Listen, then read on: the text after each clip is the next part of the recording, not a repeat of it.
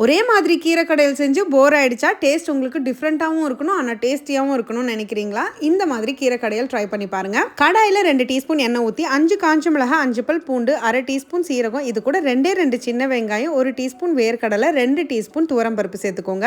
எல்லாம் சேர்ந்து கலர் மாறினதும் ஒரு பத்து தேங்காவை இந்த மாதிரி துருவி அதையும் நல்லா கலர் மாற அளவுக்கு வறுத்துட்டு தண்ணி ஊற்றி அரைச்சி வச்சுக்கோங்க. இப்போ அதே கடாயில் 10 பல் பூண்டு, 20 சின்ன வெங்காயத்தை வதக்கிக்கோங்க. நல்லா இந்த அளவுக்கு கலர் மாறணும். இப்போ இதில் ஒரு தக்காளி மட்டும் சேர்த்து வதக்கிட்டு நான் இன்னைக்கு வல்லாரக்கீரை எடுத்திருக்கேன். ஒரு கட்டு வல்லாரக்கீரையை உள்ள சேர்த்து நல்லா வதக்கிக்கோங்க. இதுல அரை டீஸ்பூன் பெருங்காயம், அரை டீஸ்பூன் மஞ்சத்தூள் சேர்த்திருக்கேன். 2 நிமிஷம் வதக்கிட்டு ஒரு கப் தண்ணி ஊற்றி வேக விடுங்க. இப்ப வெந்த கீரையில 1 டீஸ்பூன் கல்லுப்பு சேர்த்து நல்லா இந்த மாதிரி கடைஞ்சு எடுத்துருங்க. இப்ப கீரையை தாளிக்கிறதுக்கு சட்டில 2 டீஸ்பூன் எண்ணெய், அரை டீஸ்பூன் கடுகு, உளுந்து, சீரகம், காஞ்ச மிளகாய், கொஞ்சமா வெங்காயம், கருவேப்பிலை சேர்த்து வதக்கிக்கோங்க. வெங்காயத்தோட கலர் மாறினதும் கடைஞ்ச கீரையும் அரைச்சு வச்சிருக்க பேஸ்டையும் உள்ள சேர்த்துக்கோங்க. கூட ஒரு கப் தண்ணி ஊற்றி டைலூட் பண்ணிக்கோங்க. யூசுவலா நீங்க பருப்பை வேக வச்சு தானே சேர்ப்பீங்க. இதுல வறுத்து அரைச்சு சேர்த்திருக்கோம். அதுதான் இதுல இருக்கிற டிஃபரன்ஸே. அண்ட் டேஸ்டும் அல்டிமேட்டா இருக்கும். ஸோ டைம் இல்லாத நாட்கள்ல கீரை சாப்பிடணும்னு ஆசைப்பட்டீங்கன்னா குவிக் அண்ட் ஈஸியா இந்த மெத்தட்ல செஞ்சு பாருங்க. சுட சுட சாதத்துல ஒரு கரண்டி கீரை, 1 டீஸ்பூன் நெய், இது கூட ஊறுகாவை பிணைஞ்சு சாப்பிட்டா அதோட ருசியே வேறங்க. ஸோ கண்டிப்பா எல்லாரும் ட்ரை பண்ணுங்க. ட்ரை பண்ணும்போது மறக்காம ஸ்டவ்வோட சமைக்கும் போது கொஞ்சம் லவ்வோட சமைச்சிங்கன்னா சுமாரா இருக்கிற சமையல் கூட சூப்பரா இருக்கும்.